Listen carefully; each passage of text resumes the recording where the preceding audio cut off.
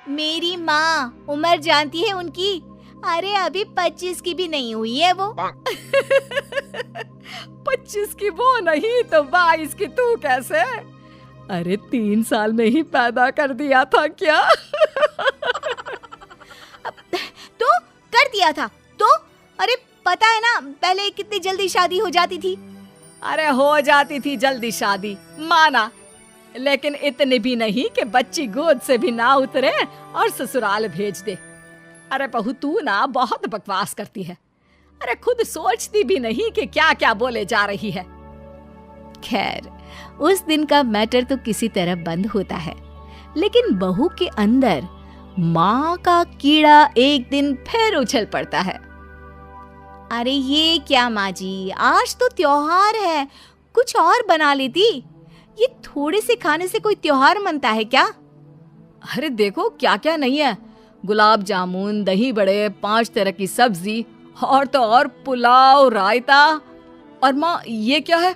बेटा ये घेवर है, देसी घी के घर पर बनाए हैं मैंने। टेबल पर रखने तक की जगह नहीं है, माँ इतना कुछ बना लिया। सही बात है, जिसके घर पर इतना सही बन जाए उसके लिए तो यही बहुत है।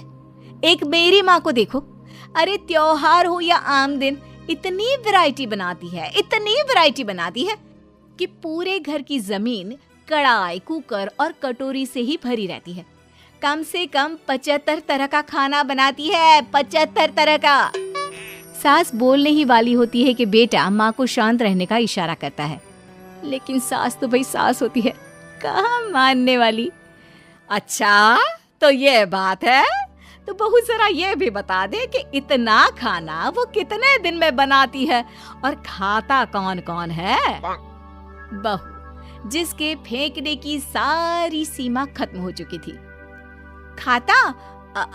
अरे पूरा मोहल्ला खाता है, और माँ ये सारा 75 तरह का खाना सिर्फ और सिर्फ 10 मिनट में बनाती है। अब बताओ, कर सकती हो क्या तुलना मेरी माँ के साथ? बड़ी आई। नहीं नहीं बहू, मैं तो मान गई तेरी माँ को। अरे 3 साल की उम्र में बच्चा और 10 मिनट में पूरे मोहल्ले के लिए 75 तरह का खाना। ना जी ना, मैं तो तुलना करने का सोच भी नहीं सकती।